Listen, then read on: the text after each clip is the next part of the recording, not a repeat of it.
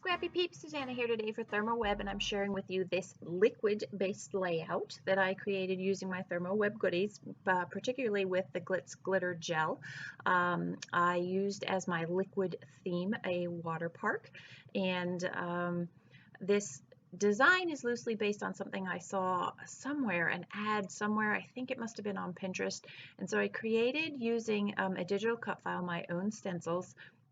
And these stencils I'm going to apply, this is Brilliant Blue Glitz Glitter Gel through the stencil, and I'm going to create a variegated look. So I'm going to start here with the blue, and then I'm going to clean off my palette knife so that I don't get any blue in the white.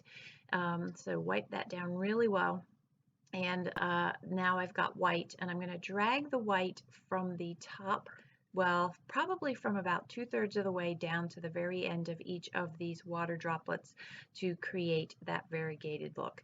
And just trying to get a clean swipe. I have leftover, and I know I can use this and not have to wipe it off. And so I'm going to put that on my other set of droplets there. So I have two stencils, each with a slightly different design to work with the design, the overall design of my page. Again, I'm going to do the same thing here. I've got purple tape holding down my hand self-cut stencil. I have extra. I'm going to put that back in the jar. Again, wipe it off really, really well, and then pick up some white and create that variegated look there. So it starts dark and then gets a lot lighter. Because of the placement of these, it was a little bit harder to get them as variegated as I want. So I'm going to have to go back into my blue, you can see there, just to add a little bit more depth and darkness to the pointy ends of each of those little water droplets there, or splashes as I'm calling them. So I'm going to pull off the stencil so that it doesn't dry to the paper, because it is a paper stencil. I am not using a plastic stencil. And I'm going to set that aside to dry, and I'm going to be very patient, and I'm going to be very good, because I know a lot of my design I actually want to put onto this. So just carefully pull this away, and voila! So then off camera, oh, I did make a little bit of a mess because it's a paper stencil. I did get a little bit underneath the stencil, so I'm just using, this is a Vicky Bouton tool, or just a metal tool. Fine tip tool will get in there to just scrape that away. So I have, so this is pre-designed actually, the two pieces of pattern paper and then the blue circle from pattern paper. So they're kind of like circles with squares added to the end of them, sort of like speech bubbles. So that, and I'm just using scraps here. So that is going to be the basis for where I'm going to nestle the one photo, and then you can see scattered throughout my desk, that is just all LE Studio goodies. So I store my extra LE Studio in their tea bag storage containers, and so I've got blue in one, red in another, and so literally all I had to do was pull my blue drawer for the most part, and then I had all of these goodies to work with. I like to have something that grounds my page, and so I just have this ripped strip of, I think it's crepe paper, from the Summer Getaway collection, I want to say. It's from my Tuesday morning stash.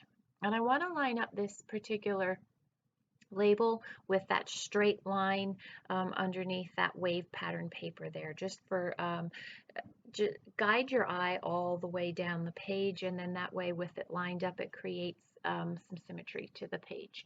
So my photo is going to go there. That is just a photo of my daughter and I. You know, I think it's funny, I think CHA 2 years ago, last year, I did one with a Gina K product with the pineapples and the oranges, and she's standing in a water tube.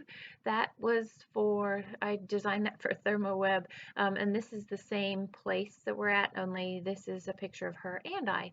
So new to the latest creativation is this giant roll, I think it's 15 feet of foam.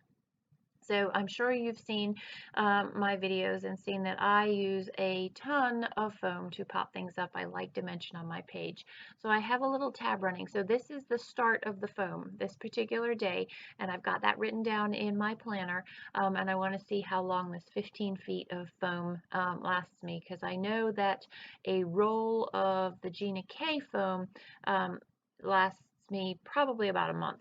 So I'm hoping this lasts a little longer. It is a lot on the bigger side, probably not for traveling, but I haven't been going to crops anyway. So using a lot of this foam to pop things up, and as well as my Gina K runner, dot runner is the other adhesive that I like to use. I do use a lot of liquid adhesive, the Ultra Bond, but I am not using it here because these are smaller elements that are just perfect with foam and my dot runner.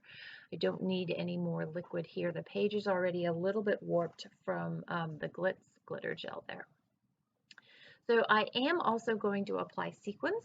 I have a tub that you'll see me pull out, and I'm going to use my dots to adhere those.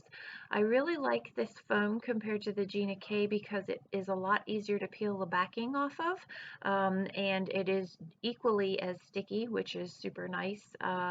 So I've only used it, this is the beginning of my use of that, but I will let you know my overall synopsis as to whether I'm going to stick with the Gina K or buy more of this giant 15-foot eye deco roll.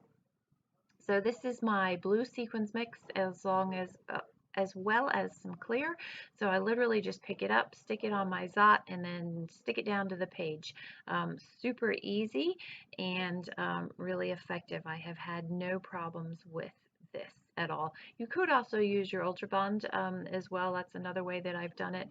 But I like this because I feel like you can't break the bond the way that you can break the bond on the liquid adhesive with a smaller, more solid subject matter like the sequins. So I am going to finish this off with these sequins, and that is going to wrap it up. It's a really simple layout to put together in many ways. I think the longest thing was really formulating the design and cutting out those weird odd shapes, and then letting the Glitz Glitter Gel dry. But really, if you're patient and step away, that's fine. So I'm going to journal underneath that spot to just kind of close that down. But in the meantime, I want to put a title on this, and it's just going to be super simple, and it's going to be Splash. So these are old Jelly Bean letters, and again, they're a darker blue, just to pull in a little bit more of that darker blue on the page here. There's a lot of that brighter, more brilliant blue, the blue that coordinates with the Glitz Glitter Gel, and I have a fair amount of that too in the sequins, but I wanted a little bit more of this darkness to pull in a little bit more of the balance of the lighter and darker elements. So I only had one S, so I'm going to cut that 8 to turn it into another S. And I really liked it there, and I liked it there, but I ended up putting it at the top of the photo because I knew I wanted to journal in the space between that piece of pattern paper there and that bottom card that I had reserved for my journaling, and knew that I try and tell lengthier stories rather than just a sentence. So I'm toying with all sorts of ideas to incorporate this onto that wavy paper, and I should have just stuck it there because it does actually fill that. It looks sort of empty now, but it also looks good here. I mean, there's no reason I couldn't have put it in any of those 3 places there, but this is what I went with, and I think the reason I went with this again was because it just needed a little bit more to finalize the top of that water shape there. So that's my quote-unquote liquid layout for ThermOWeb to go with the theme this week. If you have any questions, please don't hesitate to leave them in the box down below. I hope you've enjoyed this process video. Thanks for stopping in today. I hope you're doing well. Take care.